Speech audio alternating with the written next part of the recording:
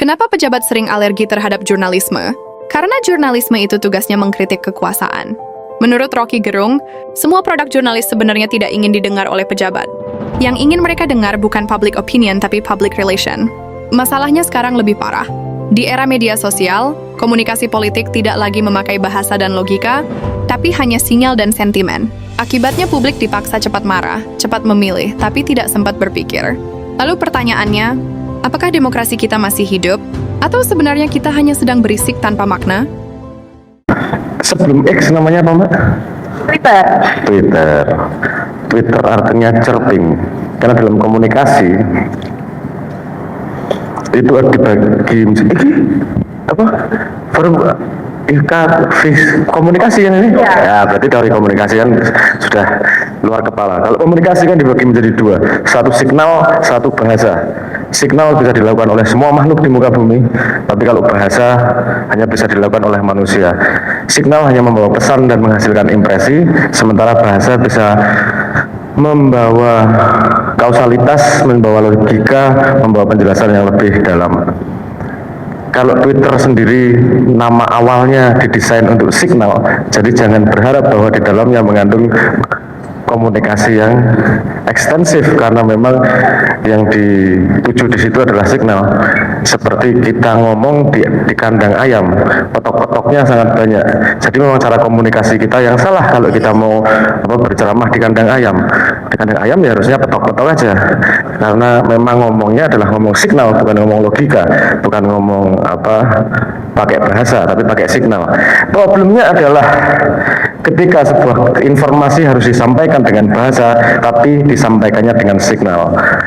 Seperti gestur politik, itu saya paling kesel. Gestur politik apa? Ini diomongin aja, kenapa sih pakai bahasa? Kenapa pakai sinyal-sinyal nggak karuan kayak gini nih? Ini terus hasilnya adalah ketika sinyal-sinyal itu yang keluar, dia akan diterjemahkan menjadi bahasa yang penuh tebak-tebakan, penuh spekulasi. Ayam tuh sinyalnya banyak, petoknya berbeda ketika ada elang lewat atau ketika ada ular lewat. Itu sama-sama petok, tapi jenis petoknya beda. Itu sinyal yang berbeda, sehingga kalau misalnya politisi, pemahaman saya, dari segitu banyak yang diomongkan di Twitter atau di sosial media, yang paling ditangkap hanyalah sinyal sentimen. Apakah positif, apakah negatif, apakah mendukung, pro, ataukah kontra. Konten bahasa di dalamnya yang dari bahasa, yaitu konten-konten yang misalnya ya ada input walaupun dibungkus dengan kemarahan, tapi kan ada konten yang di dalamnya itu jadi hilang hanya karena sinyal yang ditangkap secara dangkal. Itulah yang membuat kita jadi setengah mati, karena manusia itu super powernya di bahasa ya. Kalau bahasa nggak dipakai ya nggak ada bedanya sama hewan, kemudian gitu aja. Kalau mau sinyal-sinyal ya petok-petokan aja gitu. Itu menurut saya seperti itu. Oke, baik. Oke, kalau mungkin dari Kang Rocky Gerung sendiri, mungkin Kang ada pendapat lain? Sama. Atau mungkin dari Kang Maman, mungkin Kang, terkait dinamika komunikasi yang terjadi saat ini. Kita kehilangan hak untuk ragu, untuk diam, untuk jeda. Karena saking cepatnya itu hilang semua. Kita disuruh merespon sedemikian cepatnya, sehingga hak untuk berpikir sejenak pun tidak ada. Itu yang terasa sekali, dan itu ada di buku biru ini juga. Itu yang paling saya rasakan, dan paling ditampilkan di acara-acara debat di televisi. Demi kecepatan, demi rating yang harus tidak boleh ada jeda, itu tabrak-tabrakannya dibiarkan begitu saja, dan presenter menikmati itu. Jadi kita tahu kan siapa yang diuntungkan. Kemudian di tengah arus informasi yang begitu cepat ini, menurut akang sekalian, apa yang perlahan mulai tergerus dari masyarakat Indonesia? Apakah daya kritisnya, kepekaan sosial, atau kemampuan kita untuk membangun kesepahaman bersama mungkin? Mungkin dari Kang Rocky dulu, boleh? Itu pertanyaan generik begitu nggak bisa dijawab. Kan mesti dipisah tuh masyarakat mana. Masyarakat Indonesia yang bungu itu adalah rektor-rektor yang nggak mau bertanya kritis ketika dikumpulin presiden. Kan kita semuanya nggak ada urusan dengan itu kan. Kita tetap bertanya, kasih pendapat tuh. Jadi mesti tajarin juga pertanyaannya tuh. Apakah masyarakat Indonesia tidak lagi kritis? Iya, tidak lagi kritis. Buktinya ada netizen yang dipanggil polisi. Apakah masih Indonesia kritis? Buktinya ada rektor-rektor yang nunggu kan nggak mau ngomong di depan presiden. Jadi mesti tajam dulu pertanyaannya. Oke, baik. Oke, boleh beri tepuk tangan sekali lagi. Mungkin kita juga udah hadir bersama kami. Kang Henry boleh? Kang mungkin sapa-sapa lagi kembali dan kita bisa lanjut untuk diskusi pada pagi hari ini. Oke, mungkin boleh jika ada yang didiskusikan mungkin boleh. Nggak apa-apa. Coba tadi tolong bukunya Bang apa yang ada di meja tuh. Cuk. Ini sebetulnya kita perlu bertanya juga nih ke wah siapa direktur? Mohon maaf nih. Ini direktur Good News from Indonesia. Jadi kan Bang Rocky bilang nih ya, komunikasi adalah transmisi kejujuran. Dia tidak boleh difabrikasi dan dilarang dimanipulasi. Maksudnya lu pegang ini dong, jadi kan bagus nih kalau difoto. Udah lupa bahwa pernah. Saya pun udah lupa saya pernah tulis ini. Tapi intinya adalah komunikasi itu diselenggarakan oleh jurnalisme. Hanya itu intinya. Jurnalisme artinya semua hal yang tidak ingin didengar oleh pejabat. Itu namanya jurnalisme. Ya, pusing dia. Ya, pusing saya. Jurnalisme artinya semua hal yang tidak ingin didengar oleh pejabat. Produk jurnalis pasti tidak ingin didengar oleh pejabat. Kecuali yang bagus-bagus kali Bang. Enggak. Oh enggak.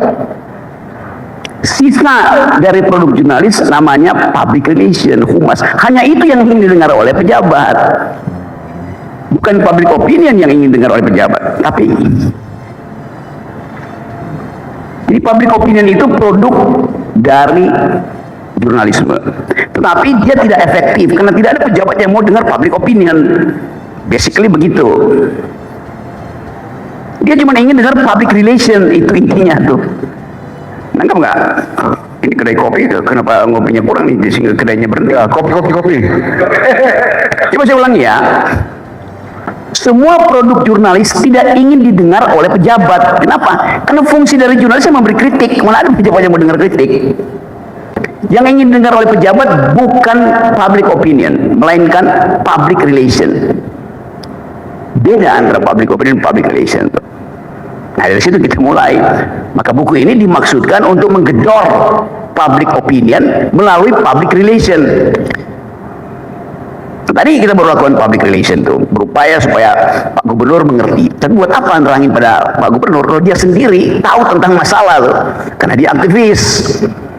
Jadi itu intinya tuh. Nah, menteri-menteri yang bukan dasarnya aktivis nggak mau dengar kritik dari public opinion. Mereka sewa public relation dalam kurung buzzer untuk mengaktifkan komunikasi. Nah masalahnya sekarang kampus yang harusnya produce public opinion berhenti memproduksi public opinion karena takut hukumnya nggak dapat, takut nggak jadi profesor. Akibatnya apa? 1.200 profesor yang diundang di istana oleh presiden itu jadi dungu dalam 12 menit pertama jadi dungu. 2 jam berikutnya sekedar jadi pendengar tuh. Setelah itu dia pulang tuh. Terus poinnya apa itu? Nah itu pentingnya ikatan alumni Vkom Unpad ini melakukan duel argumen setiap hari itu. Jadi ini bukan sekedar executive meeting atau executive briefing, tapi diperlukan academic briefing pada kekuasaan.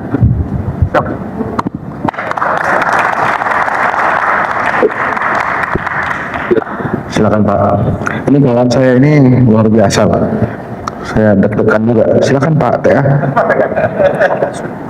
Jadi gini, bagaimana? Anda ini kan orang sangat ahli ya menghadapi riuh komunikasi yang terjadi di pemerintahan saat ini tuh gimana Mas Abrang punya catatan sebagai seniman yang bukan sebagai TA?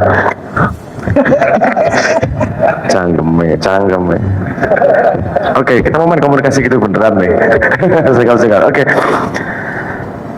Pernah dengar nggak kalimat bahwa sejarah itu ditulis oleh pemenangnya? Karena para pelakunya sendiri nggak mau menulis sejarahnya sendiri, itu sebabnya. Dan kalau dipikir komunikasi, itu ada pertanyaan berikutnya. Komunikasi itu sama siapa sih?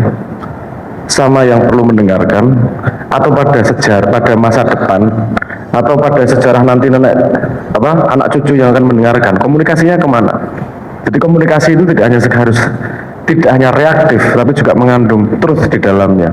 Orang yang punya truth di dalamnya, mengandung core dari komunikasinya truth, dia tidak takut pada scrutiny. karena hanya truth yang bertahan pada tempaan waktu. Kalau dia penuh penuh manipulasi, penuh penuh bungkus dan penuh rupa-rupa, menurut saya suatu hari akan terbuka juga, karena hanya truth yang bisa stand the test of time. Jadi kalau strategi cara komunikasi itu bisa macam-macam, tapi komunikasi itu hanya jembatan untuk menjadi relasi. Itu seperti katakan Bung Rocky, ngapain komunikasi tidak menghasilkan relasi? Nah gitu, cuman apa jadinya? Announcement jadinya. Kalau jadi, apakah komunikasi menjadi tujuan? Apakah komunikasi adalah menjadi alat cara untuk mencapai sebuah tujuan? Kemudian perlu critical thinking kemudian pada komunikasi untuk memahami bahwa apakah komunikasi itu menyampaikan informasi atau menciptakan nuansa dan imajinasi. Nah, ini jadi kompleks kemudian, dan tentu Hensa kan nggak senang yang gini-gini, maunya yang simpel-simpel aja kalau Hensa kan. Simpelnya adalah begini, beli bukunya Hensa. Simpelnya gitu aja kan, simpelnya. Oh enggak gitu juga ya. Ini beli 2 buat temannya juga agar bisa ada teman komunikasinya kan gitu. Dan kalau di Indonesia menurut saya riuran, karena kita memang punya budaya komunikasi sebenarnya. Intrinsically, endemically kita punya budaya ngobrol yang tinggi lah. Ngobrol di warung kopi, di gardu, sambil gaple, itu komunikasinya budaya sangat tinggi, terus kemudian diamplifikasi dengan cara dengan teknologi yang namanya sosial media. Rasan-rasannya yang tadinya lingkar RT RW menjadi lingkar Indonesia nih. Problemnya rasan-rasan itu fun untuk dibicarakan, tapi tidak ada metodologi untuk tidak ada kriteria untuk mendistilasi mana truth dan mana bukan truth. Padahal kita butuh truth untuk tes, melewati tes waktu itu. Kita Indonesia tidak bisa berdiri hanya dari kenyamanan sementara, kita harus bersandar pada truth, dan itu yang paling susah ditemukan sekarang. Dengan riuh rendahnya komunikasi, kita tidak punya kriteria untuk bisa menemukan truth itu gimana sih, bener, at least most probable truth itu aja sangat susah. Sebentar lagi kita akan mengalami dunia yang lebih parah lagi. Jangankan terus kita membedakan mana realitas atau tidak aja akan susah sebentar lagi, karena AI bisa membuat video dan suara yang sangat-sangat realis, yang sangat bagus, mirip dengan sebenarnya, sampai videonya Bu Sri Mulyani menghasilkan kemarahan masyarakat segitu besar, bukan video beneran, bahkan itu hanya video dari prom. Bayangkan ketika 1 tahun ke depan, nggak usah lama-lama, kita tidak lagi bisa membedakan mana realitas mana tidak. Komunikasi gimana? Jadi jauh lebih penting lagi komunikasi itu yang bersandar pada truth. Satu lagi nih, komunikasi itu kan juga nggak bisa memuaskan semuanya. Contoh misalnya, pada saat saya bertanya secara bercanda ke seorang Sabrang, itu ternyata banyak yang marah. Jangan bercanda kalau nanya ke Kanjeng Sunan Neto, harus lebih serius. Itu gimana tuh? Apakah komunikasi memang tidak bisa memuaskan semua? Ya memang bukan alat pemuas menurut saya komunikasi, bahwa dia kebetulan bisa memuaskan mungkin salah satu utility-nya, tapi kan utility utamanya kan menyampaikan informasi satu sama lain, bahwa kemudian di situ ada bercandanya, ada, itu kan metode dari komunikasi sendiri. Tapi core dari dari komunikasi itu sendiri apa sih? Kan menurut saya core-nya adalah bagaimana bisa 2 dunia abstrak yang dimiliki berbeda oleh 2 kesadaran itu bisa bersambung dan mencoba harmoni, mencoba saling paham satu sama lain. Karena kalau dunia fisik kita sudah sharing the world-nya, dunia fisik ini. Tapi kalau dunia main, masing-masing orang kan punya dunianya sendiri. Dan tidak, kita ya, katakanlah sebutannya qualia hanya diketahui oleh manusianya sendiri yang mengalami. Untuk bisa kita mengetahui pengalaman orang lain, pemahaman orang lain, satu-satunya cara adalah komunikasi. Ketika komunikasi itu dikotori, kita bisa mengkontaminasi satu-satunya kesempatan untuk bagaimana 2 dunia bisa share dan menyambung dan bisa lebih besar daripada satu dunia yang hanya di kepala ini. Itu the sacred function of communication, atau fungsi suci dari komunikasi, menjembatani dua dunia di kepala yang berbeda. Ya, termasuk penggunaan peci ya, itu kan juga komunikasi simbol. Oh salah, kalau itu signal kan? Signal, ya, bukan simbol ya. Itu apa artinya signal? Simbol adalah bagian dari sinyal. Kalau simbol kan ikonografik, gambar. Sinyal bisa bentuknya suara juga. Klaster besarnya adalah sinyal. Sinyal dan nonverbal. Gini, aku ngajari cah komunikasi sih lucu ya sebenarnya. Kalau kata-kata itu kan dia wakil dari sebuah konsep yang kemudian bisa diejawantahkan, direifikasi di dalam kepala nih. Sehingga kita bisa melintasi waktu dengan konsep itu. Ayam dengan caranya komunikasi itu nggak bisa ngomong kemarin. Petok-petok gitu nggak bisa ngomong kemarin, nggak bisa ngomong besok. Tapi dengan bahasa, dengan language, simbol itu yang ditaruh dalam kepala kita jadi bisa merangkainya menjadi kausalitas sehingga manusia punya super power untuk melewati waktu. Nih kita bisa ngomong besok, bisa ngomong masa lalu, bisa ngomong future. Itu hanya language yang bisa kayak gitu, itu hanya bahasa. Peci itu nggak bisa across time. Dia hanya signal itu hanya berlaku saat itu selalu. Karena peci itu bisa berlaku sekarang, tapi 5 tahun lagi bisa berganti arti simbolnya. Ya oke lah. Ya, soalnya saya mulai sekarang nggak pakai peci, pakai topi. Iya, aku tahu kamu pengen ngajak bercanda, tapi aku pengen ngajak serius terus biar jadi garing kan gitu. Aduh, udah deh. Kang Maman, teman-teman tadi saya nih menunggu juga catatan Kang Maman karena Kang Maman mengatakan dia telah menemukan 12 poin yang penting dalam buku itu, padahal babnya cuma 9. Coba kita dengarkan, silakan Kang Maman. Ketika Bang Rocky langsung menyinggung soal jurnalisme, itu sebenarnya langsung menohok ke jantung buku ini. Karena kalau saja jurnalisme untuk memuaskan pejabat dan penguasa, itu artinya dia sudah langsung mengkhianati 1 dari 9 elemen jurnalistiknya Tom Rosenstiel dan Bill Kovacs. Jadi kalau pemerintah masih berharap media sesuai dengan apa yang ingin dia dengar, dia telah mengkhianati betul-betul komunikasi itu sendiri.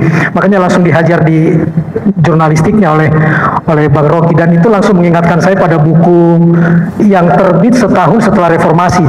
Itu novel Ali, penulisnya dosen Undip, Peradaban Komunikasi Politik Potret Manusia Indonesia. Dia taruh di bab akhir tentang bagaimana Orde Baru selama 32 tahun memasung media, dan di buku Ria Rio ini juga ditaruh di bab akhir, tidak dipasung tapi media sosial seolah-olah berubah menjadi media massa dan melanggar betul-betul 9 elemen jurnalistik.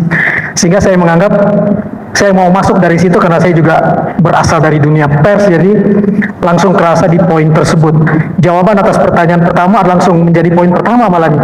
Ketika adik saya dari GNFI, kita sama-sama dari GNFI, menanyakan ke Bang Rocky dan langsung Bang Rocky bilang masyarakat mana dulu, itu langsung poin pertama yang terdapat di buku yang saya dapat, bahwa orang Indonesia itu sejatinya bukan buta politik, tapi mereka lelah karena politik tidak pernah membaca hidup mereka. Kita dipaksa untuk memuaskan penguasa, tapi dia sendiri nggak membaca kami. Dia nggak membaca suara ibu-ibu di dapur, suara ibu orang tua tunggal yang bekerja di kios-kios kecil, pedagang-pedagang kecil, dia nggak baca. Dia cuma menjadikan itu sebagai angka-angka. Itu poin pertama yang saya lihat.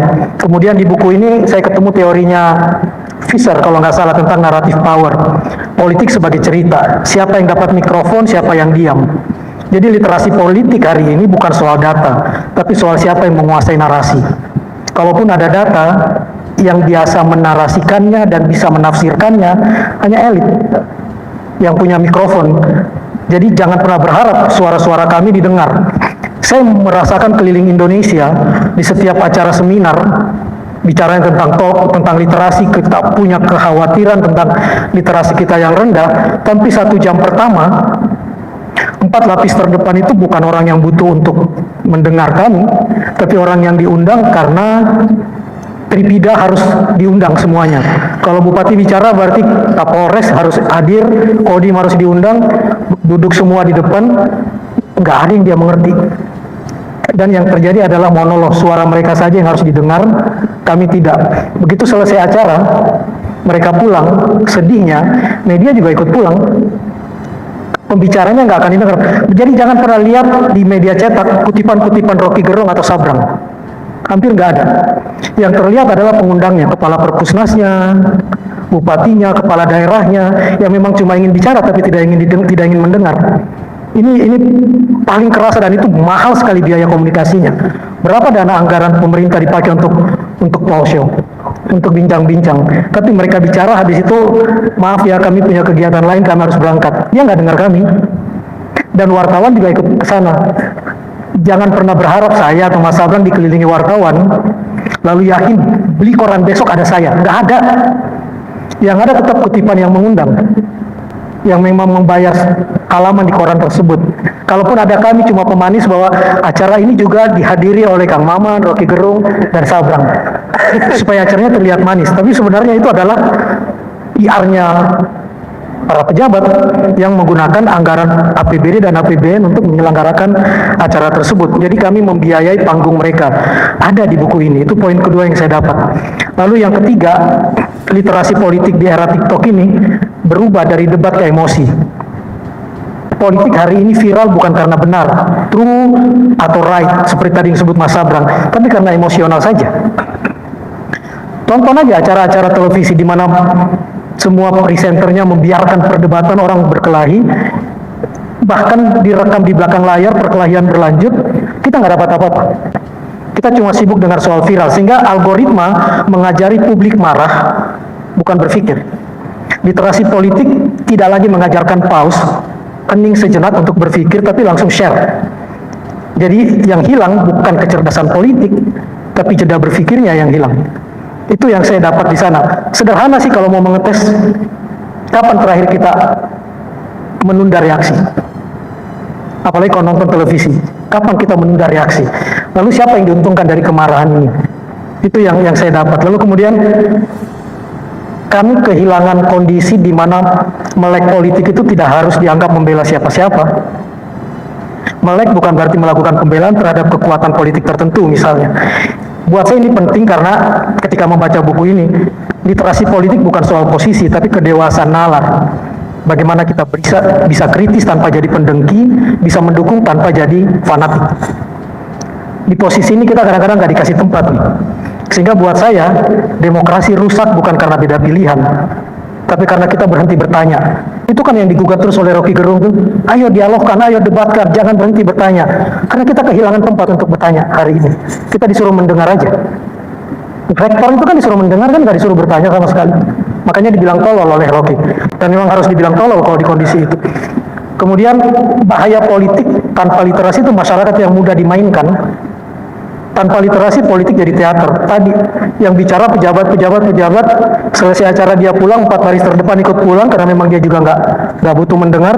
Pembicara yang sebenarnya inti acara nggak didengarkan sama sekali. Jadi buat saya politik jadi teater, publik jadi penonton, bukan jadi warga yang terlibat. Itu ada di buku ini, di mana demokrasi jadi bising tapi kosong. Jadi buat saya bangsa ini tidak kekurangan suara, cuma kekurangan makna aja. 12-12-nya harus keluar. Boleh juga. Kemudian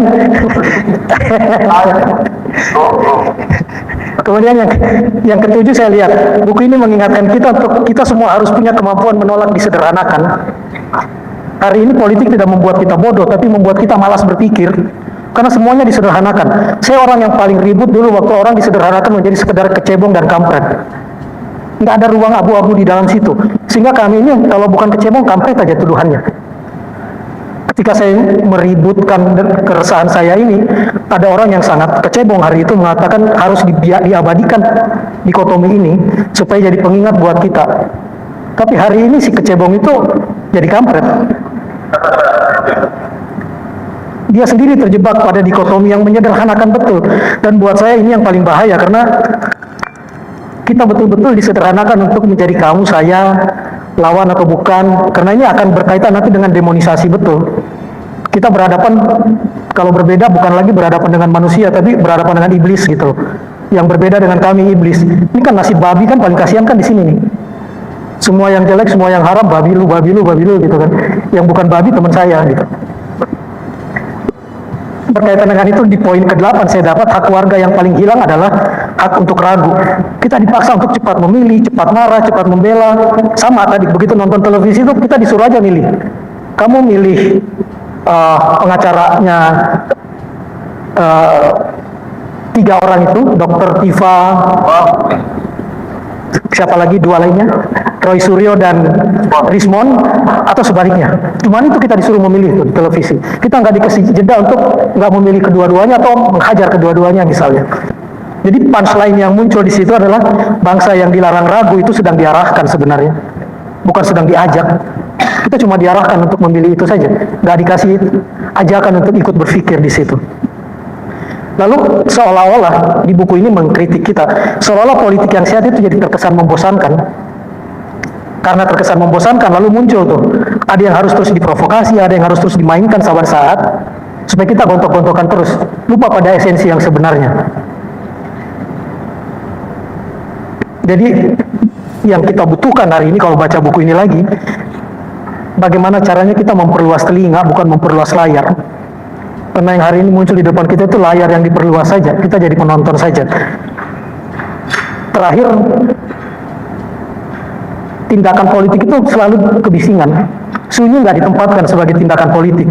Diam yang dipilih, bukan diam yang dipaksakan ya. Kita dilarang untuk membaca lebih lama, tidak ikut ribut, kita dilarang untuk memilih kata dengan hati-hati, pokoknya harus segera. Di penutup dari buku ini kalau saya baca, literasi politik bukan membuat kita jadi lantang, tapi membuat kita tidak mudah diseret harusnya. Dan bangsa ini tidak butuh lebih banyak teriakan, kita butuh lebih banyak pikiran yang selesai. Kira-kira itu, Pak. Terima kasih, Bang Maman. Apa Bang yang mantap, Bang? Menambahkan artinya membatalkan. Kecuali kita mau cari alasan mengapa uraian dari Kang Maman itu akhirnya menjadi semacam parameter untuk mengukur efektivitas komunikasi politik hari-hari ini. Tentu kita tahu tema atau uraian yang lebih political economy dari Noam Chomsky, manufacturing concern. Tetapi sinyal hari ini menunjukkan bahwa software dari komunikasi politik itu hardware-nya doang kan, kita bisa pakai atap, tapi software-nya nggak ada. Apa itu software dari political communication? Yaitu public reason, the use of public reason yang diterangkan oleh Stuart Hall, John Rawls kalau Anda belajar ilmu itu. Sekarang dia hilang itu. Bayangkan misalnya ada peralatan komunikasi tapi isinya bukan komunikasi. Komunikasi kan artinya mengaktifkan reason untuk memperoleh kesamaan argumentasi itu. Teori siapa? Teori Jürgen Habermas. Kita bisa terangin itu secara teoritis. Nah sekarang kita mau lihat dan harus dilihat secara jujur, apakah Presiden Prabowo membangkitkan keinginan, urgensi, kuriositas untuk perdebatan intelektual? Buat apa? Buat menghidupkan public reason, the use of public reason. Nggak ada itu. Jadi kita ingat ketika kita tahu bahwa salah satu kontras antara Jokowi dan Prabowo adalah kemampuan menarasikan isi pikiran, kemampuan mengkoleksi buku, kemampuan membuat ringkasan dari buku yang dibaca tuh. Prabowo itu 100, Jokowi minus 7. Kenapa sekarang justru di era ketika Prabowo seharusnya mengaktifkan wilayah komunikasi berdasarkan argumen tidak terjadi? Yang terjadi adalah briefing, disuruh dengar. Satu waktu rumah saya itu dekat 200 meter dari Prabowo, saya masih bisa nguping. Dia ngomong 7 jam dan tidak ada satupun podcaster yang bertanya di situ. Satu waktu akan ditulis di bab ke-9 dari Hansat, karena dia menyaksikan sendiri peristiwa itu. Jadi kita ungkapkan lagi, ada UNPAD yang isinya adalah metodologi, ada ikatan alumni UNPAD yang isinya adalah mereka yang paham tentang arah republik, ada Fikom yang bahkan secara eksklusif mengasuh opini publik. Harusnya hari ini sudah ada terjadi semacam the community of thought. Kita mau bangun community of thought, atau kita bisa perluas. Kita membutuhkan argumentative society. Itu intinya, supaya semua orang berargumentasi sebagai masyarakat yang argumentatif, pakai argumen bukan sentimen. Tapi itu kan sangat tergantung pada sinyal atau signal yang diajukan oleh Presiden Prabowo. Pada waktu profesor-profesor diundang, saya berharap paling nggak 2 orang yang angkat tangan tuh bicara tuh. Mereka mewakili apa? Disuruh dengar pidato presiden di situ. Dia akademisi yang diundang guru besar, tapi otaknya kecil. Kan mestinya dia protes. Kenapa universitas tertutup untuk membicarakan hal-hal tentang demokrasi? Presiden pasti akan jawab. Mana menterinya tuh? Menteri komunikasi yang sebentar lagi di reshuffle. Mana menteri pendidikan yang sekedar jadi agen dari beberapa komunikator? Kan semua itu mestinya diajukan oleh kalangan guru besar kan. Jadi bayangkan misalnya anak-anak didik dari si guru besar 1000 orang masih ditangkap oleh polisi Sementara guru besarnya diam di situ kan tolol namanya. Jadi kita mau terangkan apa? Pasti di situ ada guru besar bidang komunikasi, bidang politik, bidang macam-macam di situ. Tapi jadi sunyi di situ tuh. Jadi ketakutan untuk mengucapkan kejujuran itu yang membatalkan komunikasi jujur. Komunikasi menjadi tidak efektif. Nah, kita bisa periksa ada feodalisme, ada hierarki di situ, ada pragmatisme, ada oportunisme. Nah, bangsa ini dirawat dengan cara-cara itu. Ini negeri didirikan oleh para komunikator politik di awal kemerdekaan yang fasih mengucapkan argumentasi.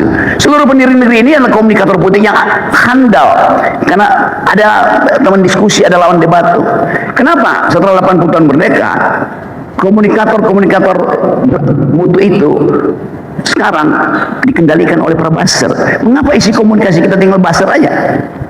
Jadi ini tantangan, bukan sekedar buku ini menantang Anda, tapi tantangan bahwa sedikit lagi kita akan masuk pada jebakan new kind of authoritarianism karena komunikasi dibatalkan. Itu artinya tanda pertama dari authoritarianism ada tidak ada public opinion, tidak ada logical reasoning. Nah, itu yang saya ingin supaya kelompok kecil ini yang harusnya setiap bulan ajukan poin itu supaya terbuka pikiran. Kita tahu bahwa presiden bisa berpikir kok, kenapa dia dikuasai oleh 3-4 orang yang dungu aja. Kan itu intinya. Jadi mesti ucapin dong gitu. Kalau gue ucapin mau udah pasti gue dipanggil polisi kan. Tapi polisi pun udah bosan manggil gue tuh. Dan polisi juga ngerti, oh iya itu intinya. Tapi polisi akan bilang, ya kami kan nggak bisa ngomong, kami hanya memeriksa hal yang dianggap hoax, hal yang dianggap opini yang menyesatkan. Maka Pak Rocky kami panggil tuh. Tapi polisi benar, bukan dia yang mesti ucapkan itu. Saya nggak ingin dibela oleh lawyer, saya ingin dibela oleh Ika.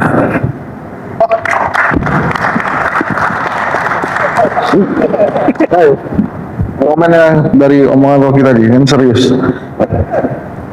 Kalau gini-gini lempar-lemparnya langsung ini. I agree bahwa, tapi gini, saya akan mencoba membuat POV yang sedikit berbeda. Reason is very very important, very very agree. Kita nggak bisa move forward tanpa reason. Masuk kepada sebuah realitas, tapi kita mungkin tidak bisa menuntutkan reason pada everyone, karena sometimes reason itu privilege untuk orang-orang yang tidak perlu memikirkan besok makan apa lagi. Jadi ada area, menurut saya reason adalah responsibility yang harus dilakukan oleh orang-orang yang punya privilege untuk menggunakan reasonnya. Jadi kita shifting nih kemudian. Reason sangat-sangat penting, tapi wajib dilakukan. Apalagi untuk akademisi yang semua di sini punya kewajiban menggunakan reason dan membawa forward negara kita dengan reason itu. Tapi jangan tuntutkan itu kepada misalnya yang masih bingung besok mau cari kerja apa, yang udah nganggur 2 tahun untuk makan nih. Justru mereka lah yang butuh dibantu oleh orang-orang yang punya privilege untuk reasoning. Nah, saya selalu ngomong begini. Semua orang punya gift-nya dari Tuhan. Ada gift-nya teguh, ada gift-nya reasoning, ada gift-nya ganteng, ada gift-nya lucu dan teguh. Masa aku ngomong berat tuh, nggak enak. Tapi question berikutnya adalah bagaimana gift-mu itu bisa diberikan kepada society sehingga bisa ngangkat kita semua. Kalau kita semua seragam, nanti seperti sebuah ladang yang akan mudah mati oleh satu virus saja. Kita butuh diverse nih. Semua orang melakukan peran di bidangnya masing-masing. Dan sekarang saya berani mengatakan bahwa peran orang-orang yang harusnya menggunakan ilmu itu tidak digunakan dengan baik. Jadi saya agree, kalau 1.200 orang guru besar cuman suruh dengerin, untuk apa otakmu? Say something. Karena profesor itu tanggung jawabnya adalah to say something dengan ilmumu seperti apa, regardless of the risk. Itu karena kamu dapat privilege itu. Privilege selalu datang dengan risknya. Pertanyaannya adalah kamu menggunakan privilege itu untuk kepentinganmu sendiri atau untuk kita bareng-bareng untuk lepas dari masalah kita bersama, dan kan gitu. I agree.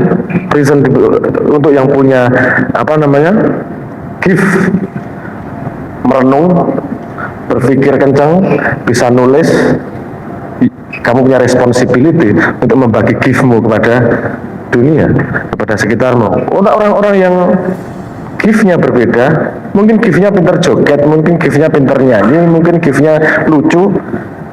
Karena orang-orang yang berpikir reason tiap hari juga butuh tertawa, butuh giftmu juga. Ketika nulis sebuah artikel kritik, mungkin butuh mendengarkan lagu agar otaknya lebih cair juga. So let's live as a society yang menggunakan gift kita masing-masing secara maksimal. Problemnya memang, saya agree, problemnya memang pada authoritarianism yang challenge utamanya adalah orang-orang yang berpikir. Jadi nomor satu, kita memang orang-orang yang berpikir tidak boleh mati. Kalau ruangnya tidak diberikan untuk reason, make one. Kenapa harus kamu punya orang-orang yang bisa berpikir, tentu mampu membuat sesuatu ketika tidak disediakan oleh lingkungannya, oleh alamnya. Kalau memang sosial media tidak memberi ruang untuk berpikir panjang, create one, buat atau dukung orang yang mencoba membuat alternatif itu kan gitu. Mungkin bukan counter, mungkin dari sudut pandang saya seperti itu, karena saya pernah mengalami itu. Membahas tentang presiden siapa secara intelektual, terus kemudian dibandem karo sandal. Mas, besok itu saya masih mikir bayar cicilan kayak apa, suruh nganalisis. Oke, siap, salah saya. Berarti peran kita berbeda. Justru saya kesini pengen tahu dari mas yang mikir, kasih tahu saya hasilnya gimana, saya akan ikut pilihan mas. Ada yang ngomong gitu juga, dan nggak bisa disalahkan juga. Yang salahkan yang ketika dia diikuti justru menjual. Bukan reasonnya yang dipakai, tapi bargain di belakang layarnya yang dipakai, sehingga dia minjemin something yang seharusnya suci, tapi didilusi, dikotori oleh deal yang dia keuntungannya diambil sendiri. Itu memanfaatkan gift untuk dirinya sendiri, bukan memanfaatkan gift untuk maslahat orang banyak. Mungkin itu tambahan saya. Benar. Terima kasih Kang Maman. Sebelum nanti kita lempar tanya jawab yang akan dipimpin oleh Dek Rara nanti. Ya, sedikit ya Kang Maman. Saya kan meranking nih tantangan negeri ini ekonomi, hukum, komunikasi. Nah itu rankingnya perlu diubah atau memang sudah begitu? Saya nggak suka bikin ranking. Karena fokus kita nanti akan beda-beda, jadi biarkan masyarakat menentukan fokusnya dia mau kemana. Saya cuma takut ketika fenomenanya Panji naik, kok legislatif sama eksekutif satu suara ya. Sepertinya seragam langsung sama-sama menyerang. Padahal lebih menakutkan Rocky Gerung dan Mahfud MD daripada Panji. Panji cuma court jester yang ada di panggung, yang ada hiburan. Kita dengan mudah terpancing untuk emosional, padahal itu suara kami betul. Lalu kemudian karena mereka harus berkomentar, komentarnya jadi sangat lucu. Yang dia serang bukan suaranya Panji, tapi martabatnya Panji. Ini yang logical fallacy yang paling luar biasa terjadi hari ini. Begitu saya bicara, yang dicari nanti salahnya saya sebagai pribadi. Ketika kasus STY muncul, bukan kasus sebenarnya, peristiwa STY muncul, saya cuma bersuara satu kalimat di Instagram, tapi di DM Instagram saya itu muncul kalimat yang, "Hai botak tua, untuk apa kamu ngurusin STY? Dan ingat, saya tahu di mana rumahmu, di mana anakmu bekerja." Langsung dipatahkan seperti itu hanya untuk membicarakan STY. Gimana membicarakan Prabowo? Jadi kita sepertinya sedang berdemokrasi, tapi sejatinya demokrasinya semu. Seperti dikasih kebebasan, tapi kami diancam diam-diam. Orang-orang kecil ini sepertinya dikasih ruang, silakan bersuara. Tapi apa didengar? Mereka cuma dijadikan angka-angka terus-menerus. Suara ibu tunggal aja. Pernah nggak didengar kesulitan mereka untuk mengakses perbankan sampai hari ini karena KTP-nya ibu rumah tangga, dan ibu rumah tangga nggak dianggap punya nilai ekonomi dan bukan jaminan untuk bisa mengakses perbankan kalau mau bicara dari segi ekonomi. Puluhan tahun itu dibicarakan, sampai-sampai ketika saya jadi juri Saparina Sadli Award, kami memberi penghargaan kepada seorang ibu yang sebenarnya perjuangannya sederhana.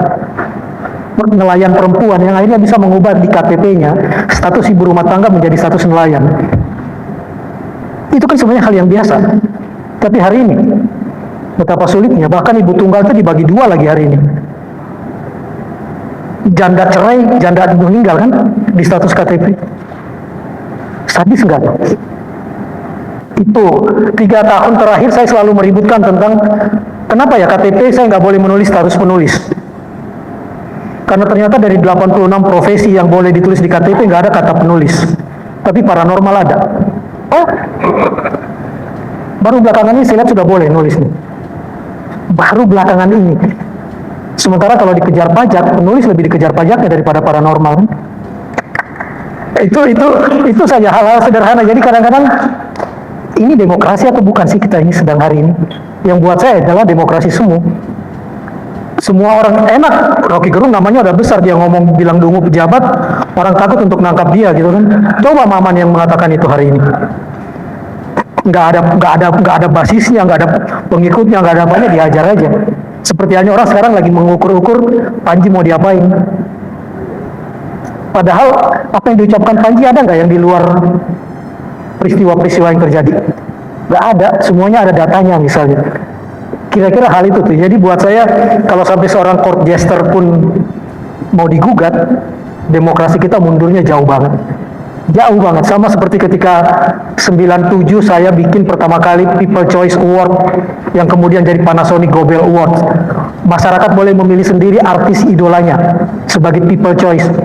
Itu Kementerian Penerangan sampai mengatakan kamu mau menentang FFI yang bikinan pemerintah ya. Kamu merasa rakyat sudah pintar bisa memilih sendiri. Dianggap saya akan mendorong orang untuk menggugat pemilihan tidak langsung yang sekarang lagi mau dikembalikan lagi nih. Hanya bikin soal People Choice Award untuk acara selebriti yang jadi Panasonic Award kalau kita lihat dan kemudian jadi rame sekarang. Sampai-sampai hari itu Menteri Penerangan Hartono,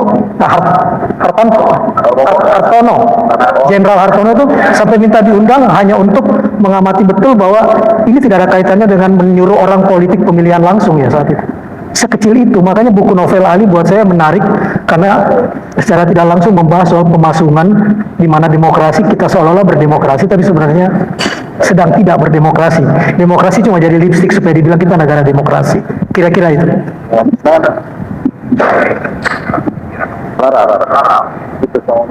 Oke, bukan pawang hujan, Kang. Beda Rara. Oke, terima kasih banyak Kang atas diskusinya. Mungkin kita lanjutkan ke sesi Q&A bagi para hadirin yang ingin bertanya, boleh langsung tunjuk tangan. Mungkin adakah yang ingin bertanya? Oke, boleh. Sebentar.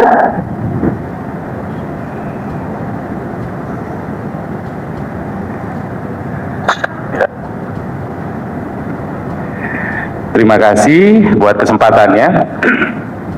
Saya Ronald, Kang Rocky, Kang Sabrang, Kang Maman, Kang Hensat. Kang Rocky, saya adalah seorang yang dungu.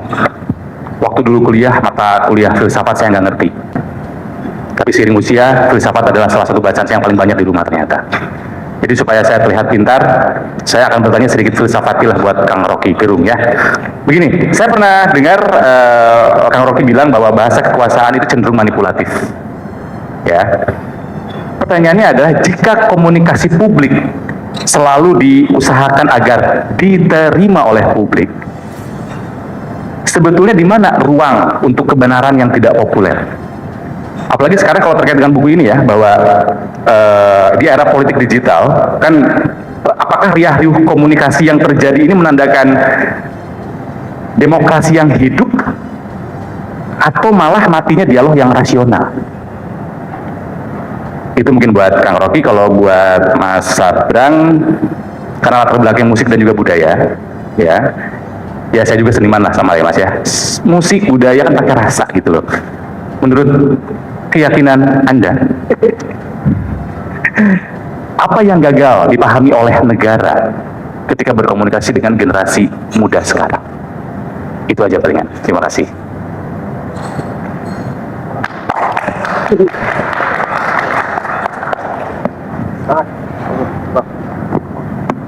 Woi, berat banget ya, oke. Saya menduga secara metodologis bahwa semua teori komunikasi dimaksudkan untuk mengambil alih potensi rasionalitas manusia yang tercegah oleh feodalisme, tercegah oleh budaya. Kan begitu kita bilang komunikasi, kita pindah dari private, dari dunia privata pergi pada dunia publik. Jadi Tanpa rasionalitas tidak ada komunikasi. Sebab yang memungkinkan saya bertengkar di dunia publik hanya rasio saya. Saya nggak boleh pakai elemen lain di luar rasio saya. Ini saudara Hensat yang dia penggemar Liverpool. Betul nggak? Coba kita tanya dulu pada saudara Hensat. Hari ini imajinasi Anda tentang Liverpool apa per hari ini? Rusak loh. Kata Liverpool rusak. Kenapa? Kalah mulu bang. Hah? Kalah mulu. Kalah melulu. Tapi bagi saya Liverpool itu adalah Beatles, John Lennon. Ketika John Lennon memilih mengucapkan "Imagine there's no religion", kita tahu cerita dari lagu itu. Ketika Lennon membaca buku yang di dalamnya ada uraian bagus tentang betapa padatnya dunia ini. Ada foto-foto yang dibuat oleh pacarnya Yoko Ono. Apa judul bukunya? The World with Many People, apa itu. Pokoknya itu tentang keadaan dunia yang tanpa rasionalitas lagi. Karena semuanya bisa diselesaikan oleh agama, maka dia ucapkan lagu itu, "Imagine there's no religion". Dia nggak bilang "Imagine there's no reason". Tapi kita sekarang mungkin kalau Lennon masih hidup, dia akan bikin lirik baru, "Imagine there's no reason". Kenapa? Sebulan lalu Liverpool itu jadi kota rasis, anti imigran. Kalau apa namanya hooligan, oh biasalah, apa namanya ya, musuh bebuyutannya apa yang dulu tahun 80-an tuh berkelahi antara Liverpool dan Juventus. Lalu ada kerusuhan di dalamnya, apa, Hellborough. Tetapi kita lihat sekarang, mengapa Liverpool yang dari awal diidealkan oleh Lennon sebagai kota yang ada reasonnya, sekarang dia berhenti reasonnya. Karena jadi rasis, anti imigran. Komunikasi politik diperlukan untuk membuka ruang supaya rasisme itu tidak hidup di dalam elemen komunikasi dalam bentuk apapun. Supaya feodalisme tidak dihidupkan di situ. Supaya indeks Gini rasio itu tidak dihadirkan di dalam perdebatan yang sifatnya Gini rasio itu terjadi karena ada 40% 40 orang Indonesia menguasai separuh dari kekayaan Indonesia. Dan itu yang terlihat sekarang tuh, yang diunggulkan oleh kalangan istana, bahwa kami akan rampok melalui apa namanya undang-undang perlindungan aset. Tapi kita tahu bahwa di balik istilah perlindungan aset ada rasisme, ada sentimen bahaya itu. Karena disebut perlindungan aset, artinya rampas aset dari siapa? Ya dari 40 itu. 40 itu apa? Etnisnya apa? Kan ada yang bersembunyi di dalam cara kita berkomunikasi itu. Jadi itu yang membuat, misalnya kalau kita lihat sekarang berapa banyak sih capital outflow? Ya kalau kita baca statistik 30 triliun rupiah. Tapi kalau kita baca lebih dalam lagi, lebih dari itu, 3 kali lipat yang flow pergi ke luar negeri. Kenapa? Karena takut rasisme, takut di hostile takeover, takut nasionalisasi. Saya baca tadi pagi itu, jumlah PHK di Indonesia sudah 100.000 orang selama 2025 itu. Itu statistik pemerintah. Tanya pada Apindo berapa? 5 kali lipat. Kan nggak mungkin Apindo buka data itu. Jadi data siapa yang kita percaya? Data BPS atau data mereka yang secara real mengalami kesulitan ekonomi? Itu yang saya maksud, bahwa jarak itu makin lama makin terjadi dan dibiarkan. Itu yang saya sebut, pasti Februari nanti akan ada crossfire antara frustrasi elit dan piring kosong mama. Lalu semua orang panik, Pak Rocky Gerung sosok nujum. Ini bukan nujum, semua itu ada di dalam ilmu pengetahuan, diterangkan secara sosiologi, psikologi mama bisa dibaca lewat Kenduri Cinta. Itu semua ada di situ. Dan buku ini mengunci itu dalam teori, dibutuhkan critical mass untuk menghidupkan kembali rasionalitas. Jadi itu sebetulnya intinya yang sok ngomong kemana-mana itu. Tapi kemudian nanti ya oke, salah ngomong ITE, salah ngomong lagi KUHP baru tuh. Tapi apa yang Anda takutkan? Kalau dalil kita itu dibenamkan secara metodologis, dihidupkan secara ideologis, karena memang itu intinya. Tidak ada komunikasi politik hari ini yang ada briefing tuh. Tanya pada menteri, berapa banyak menteri yang pernah bicara ke publik secara jujur, termasuk Purbaya. Bohong semua kan. Hanya ingin menghidupkan semacam sensasi bahwa oke 6% akan dicapai. 8% dicapai.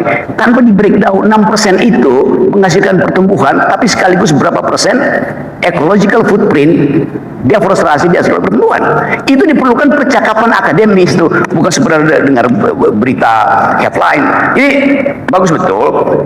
Saya ingin bebankan problem ini pada teman-teman di IKA, terutama Viko. Karena ini tanggung jawab kalian. Kalau komunikasi politik gagal, buat tagih kalian semua tuh. Kan itu intinya kan, pertanggungjawaban itu yang mesti dimulai dong. Jadi buat apa kita ada pertemuan semacam ini, tapi hanya ingin mendengar dan merasa bahwa udahlah, toh nanti ada orang lain yang benahi negeri ini. Jadi sekali lagi itu, dan saya percaya bahwa netizen mengerti bahwa komunikasi politik yang buruk akan menghasilkan Nepal. Dan suara netizen bisa membatalkan suara parlemen. Suara netizen bisa menghalau suara presiden. Catat sebagai quote of the day.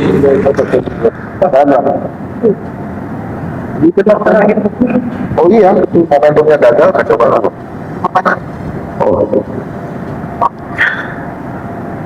Kalau di dunia sains itu Einstein tidak menjelaskan kepada publik. Harus ada Neil deGrasse Tyson, harus ada mungkin Carl Sagan yang ikut membantu mengkomunikasikannya. Karena salah satu kesalahan terbesar dari kita adalah oversimplifikasi. Kalau kemudian kita ngomong masyarakat, itu tidak bisa kita lihat sebagai satu klaster yang bisa di-serve satu makanan. Artinya ada tingkat kompleksitas yang berbeda. Jadi ada yang butuhnya bukan analisis, tapi butuhnya semangat. Pokoknya optimis yuk, yang penting besok bisa bangun lagi. Misalnya di Kenduri Cinta yang dikatakan itu, tapi kadang-kadang tone bicaranya seperti itu. Karena yang datang mayoritas ya, udahlah yang penting survive, nggak mati dulu. Komunikasinya jenisnya berbeda sama sekali. Tapi pada yang punya privilege reason, itu butuh juga sesuatu yang lebih detail. So we can help atau bisa melihat perspektif yang berbeda. Problemnya dari pemerintah melihat Gen Z sekarang adalah mereka tidak paham landscape psikologi dan landscape informasi yang ada sekarang. Tidak mudah bohong sekarang karena ada Wikipedia, ada Google, dan ada AI. Ini tidak hanya ancaman buat pemerintah, ini ancaman besar buat para ustadz. Sama aja. Ya, ngomong dikonfirmasi ke AI itu jadi sekali kamu bohong trustnya break, susah lagi membangun kepercayaan lagi. Artinya tidak semudah itu pemerintah. Kalau komunikasi sama masyarakat harus berpikir betul strateginya seperti apa, karena ini diverse dan butuh lapangan yang berbeda. Kalau semua ditumpuk pada standar sosial media, the message majority always wrong, minority rarely right. Jadi ini untuk bisa menemukan formula yang tepat harus berpikir lebih tajam pemerintah dan tidak melihat rakyat sebagai satu bandel yang di sosial media itu. Karena yang pemerintah kadang tidak paham, orang yang paham kompleksitas yang dialami oleh pemerintah secara real itu bisa jadi defender pemerintah sendiri juga pada level yang berbeda ketika mereka understand. Karena nggak bisa menjelaskan rumus yang kompleks pada seseorang yang tidak memiliki basisnya. Kadang-kadang banyak trust itu kepercayaannya karena kedekatan, kadang-kadang gitu. Kalimat yang sama keluar dari bapakku lebih saya percaya daripada kalimat yang sama keluar dari tetanggaku, karena ada kadang-kadang gitu. Makanya chain of narration ini juga perlu didesain kalau pemerintah mau membangun komunikasinya dengan tajam. Apalagi Gen Z. Gen Z itu satu-satunya generasi yang dari lahir itu sudah inundated, sudah sangat privilege dengan yang namanya choice. Mereka tidak mengalami mau nyetel, pengen nonton Doraemon harus bangun dan nunggu TV-nya muter. Mereka tinggal buka YouTube, milih what they want. Begitu juga dengan lagu, dengan bahkan makanan itu nggak perlu jauh-jauh dan seterusnya lah. Jadi teknologi benar-benar membuat Gen Z itu dari lahir itu terbiasa punya choice. Ini tipe psikologi yang sama sekali berbeda cara menghadapinya, sehingga kalau di dunia pekerjaan kan banyak yang mengatakan bahwa Gen Z gampang masuk gampang keluar karena mereka tidak bisa di-pressing dengan seolah-olah tidak ada choice. Mereka lebih memilih living by their choice karena dari kecil nah, kalau tadi kemudian spesifik dari point of view rasa ya, karena tadi saya menjawabnya dari point of view analitik. Kalau dari point of view rasa, hanya orang yang merasakan state of seperti itu yang bisa berkomunikasi dengan orang yang punya state seperti itu. Jadi kalau para orang tua ini tidak pernah merasakan bagaimana free of choices, mereka nggak akan bisa ngomong sama Gen Z. Kalau rekomend saya, start playing games. Itu gimana komunikasi yang sebenarnya terjadi. Whatever, main PUBG, main Dota, main MOBA, so many choices, di mana game-game yang bisa interaksi dengan Gen Z akan tahu beatnya seperti apa nih, ngobrolnya, beatnya, choice-nya, joke-nya, dan seterusnya. Saya kemarin membuat eksperimen di mana saya melihat 5 joke top yang dipahami oleh Gen Z dan saya hanya nyambung 2. Tiga yang lain saya udah nggak nyambung sama sekali. Artinya beatnya sudah, ini gimana ya joke-nya ini, aku benar-benar nggak paham. Nah, tanpa itu kita nggak akan komunikasi. Mungkin orang-orang dari kita yang nggak punya anak akan punya kebutuhan itu, nggak usah ngomong pemerintah ya, yang punya anak akan punya kebutuhan itu untuk komunikasi dengan anaknya atau adiknya. Tapi yang lebih penting lagi, pemerintah harus update. Dunia berubah fast, very fast, dan kapal yang besar ini kalau masih berjalan dengan asumsi we're not going anywhere, kita akan terus gesek-gesekan terus hanya karena malas belajar. Dan menurut saya, biar gak kepanjangan, menurut saya zaman sekarang kebodohan itu pilihan, karena informasi tersedia di mana saja dan very very cheap. Kalau bodoh itu artinya you choose to be stupid. Mohon maaf. Ya, terima kasih Mas Abram. Nanti teman-teman tolong itu ditandatangan juga ya. Boleh kalau mau ditandatangan. Dan itu akan dipajang di sebuah kantor yang terkenal di Tebet. Jadi taruh di belakang pas saya YouTube tuh. belum dikasih. Tapi minimal dia di depan publik sudah mengakui akan membantu. Kang Maman, tolong disampaikan nanti masing-masing ya. Habis Kang Maman, Kang Sabrang, Kang Rocky, Bang Rocky, disampaikan kata-kata nostalgia. Jadi saya nggak mau pakai kata-kata closing statement karena itu sulit sekali. Tapi mendingan kata-kata nostalgia itu karena nostalgia biasanya akan diingat. Dan semoga saja teman-teman yang hadir di sini juga akan mengingat kata-kata nostalgia dari Kang Maman. Silakan, Kang Maman dulu, Mas Sabrang, terus Bang Rocky. Saya ngambil poin dari buku saja 3 kata-kata nostalgianya. Mari mulai komunikasi ini dengan mendengar yang tidak viral. Itu disindir oleh Hensat dengan mengangkat kembali teori spiral keheningan tentang individu yang cenderung bungkam jika merasa pendapatnya bertentangan dengan opini mayoritas karena takut dikucilkan atau diserang. Justru ini harusnya menjadi poin kita untuk mau mendengar orang. Jadi jangan kemudian diancam karena dia berbeda dengan orang lain. Jadi komunikasi harus mulai mendengar yang tidak viral. Karena kalau semua mendengar yang viral-viral, kita ikut arus saja yang ada di media sosial. Itu kan disinggung di bab terakhir dari bukumu.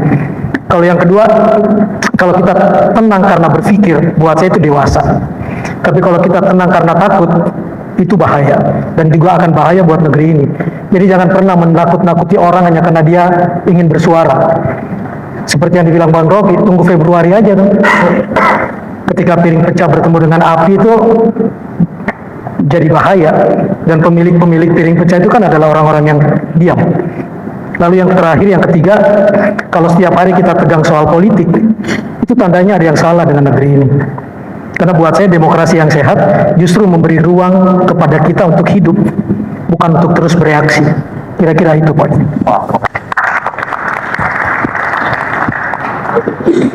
Kata-kata nostalgia, kau datang dan pergi begitu saja. Itu nostalgia. Orang yang tidak punya sesuatu yang disembunyikan atau kekurangan yang dirinya malu padanya, itu akan berkomunikasi dengan bebas-bebasnya, karena tidak akan ada yang bisa menyakitinya. Hanya sesuatu yang disembunyikan dan sesuatu yang dipermalukan yang bisa membuat dirinya jadi vulnerable. Ketika komunikasi digunakan sebagai senjata suci untuk menyampaikan sesuatu satu sama lain, itu satu-satunya jalan kita sebagai manusia untuk bisa maju ke depan. Ketika digunakan kotor hanya sebagai alat manipulasi, ya sepertinya kita akan stagnan di sini-sini aja. Tapi salah satu bentuk komunikasi di sini adalah kalau kita tahu masalahnya, pertanyaan berikutnya adalah what next? Karena dari identifikasi masalah seharusnya datang hipotesis bagaimana memecahkannya. Kalau sosial media tidak bisa digunakan untuk reason, untuk komunikasi yang baik, find another way. Sekarang ada AI, sekarang ada teknologi, so many choices. Jadi pertanyaan sebenarnya di balik itu semua, kita ini senang drama mendefinisikan masalah atau benar-benar pengen memecahkan masalah sih? Karena setelah masalah terdefinisi hari ini, pertanyaannya adalah what's the action next? Agar tidak ada seminar membahas masalah yang sama. What next? Betul pertanyaan saya. Ya. Silakan Bang, what next katanya Bang? Apa tadi? What next terakhir? Nostalgia. Nostalgia itu datang dari bahasa Greek. Nostos dan algos. Nostos artinya pergi ke belakang, kembali. Algos artinya, algare artinya mengalami penderitaan. Algos artinya menderita itu. Jadi gabungan kata itu, nostalgia artinya saya menderita secara batin karena mesti melihat masa lalu. Tapi sebetulnya di dalam kata nostalgia ada elemen masa depan. Justru karena kerinduan terhadap kembalinya masa lalu, kita bisa bikin proyeksi apa yang bisa menghidupkan happiness besok pagi itu. Kita bernostalgia terhadap keunggulan berpikir dari founding parents kita. Mereka semua orang yang dengan tajam mempersoalkan perbedaan politik, basisnya adalah referensi akademis. Anda sebut aja Bung Karno udah pasti retoriknya bagus, logiknya bagus, Sultan Syahrir diplomasinya kuat, Haji Agus Salim, Natsir, Tan Malaka. Jadi kita rindu sekaligus menderita karena pernah punya kemampuan berpikir di masa lalu. Kita punya kemampuan berpikir di masa lalu. Sekarang kita bandingkan dengan retorika Soekarno di Asia Afrika, retorika Tan Malaka ketika membongkar persembunyian kapitalisme di dalam sidang-sidang Komintern di Rusia. Kita ingin nilai bagaimana keadaan hari ini. Presiden Prabowo habis pidato di Davos pakai istilah Prabowonomics. Dia sendiri mengucapkan itu dan dia terangkan itu. Di dalam perbandingan dengan Reaganomics misalnya, Thatcherism. Jadi Anda bayangkan kapasitas Prabowo untuk mengucapkan itu tidak dibekali oleh perbandingan metodologi itu. Apa itu Prabowonomics? Bagus sebetulnya. Tapi implikasinya apa? Kalau tadi Gini rasionya memburuk. Ada Sumitronomics, tapi Sumitronomics dibuatkan oleh orang yang memperhatikan kebijakan Sumitro tentang perlunya pertumbuhan, tapi harus dilandasi oleh keinginan untuk menghasilkan pemetaan dan di backup oleh stabilitas politik. Itu bapaknya Pak Prabowo ngomongin itu yang jadi dasar kebijakan ekonomi Orde Baru. Sumitronomics diucapkan oleh mereka yang meneliti pikiran Sumitro. Reaganomics diucapkan oleh the monetaris di Amerika untuk memperlihatkan bahwa tugas dari pemerintah menurut Reagan adalah hindari pajak yang berlebihan, biarkan uang mengalir mengatur ekonomi. Lalu kita masuk di dalam pengertian Reaganomics itu adalah sesuatu yang dempet dengan monetarism di dalam filsafat ekonomi itu. Thatcherism kita tahu bahwa Thatcher menginginkan ada kemampuan negara untuk menghasilkan perubahan, tapi buruh itu ditekan, nggak boleh ada suara dari buruh itu. Jelas metodenya itu. Sekarang kita mau bahas apa? Misalnya Prabowonomics, ngomong Davos. Sebagai ahli komunikasi, Hensan akan bingung, dari mana kita mulai untuk membaca arah dari Prabowonomics? Apakah itu akan berakhir pada nasionalisasi? Apakah itu akan berakhir pada pengambilan lahan-lahan tapi kemudian nggak tahu mau dikasih ke siapa lahan itu? Akan balik lagi pada pebisnis. Kan itu intinya tuh. Kan mestinya teman-teman Unpad itu bahas itu Prabowonomics intinya apa, implikasinya apa, reasoningnya apa, metodologinya apa, background beliefnya apa. Kan itu intinya tuh. Kan kita nggak mau nunggu buzzer bahas itu. Jadi saya ingin misalnya pertemuan berikutnya coba bahas apa tuh the thing called Prabowonomics. Dasarnya begitu. Kita mau bangkitkan suasana akademis. Pak Prabowo nggak akan tersinggung pasti kalau dia dibicarakan dengan kematangan akademis. Jadi sekali lagi kita ingin bernostalgia, yaitu menganggap bahwa bibit pikiran yang ditanamkan oleh the founding parents itu bisa dihidupkan kembali melalui Vkom Unpad. Terima kasih.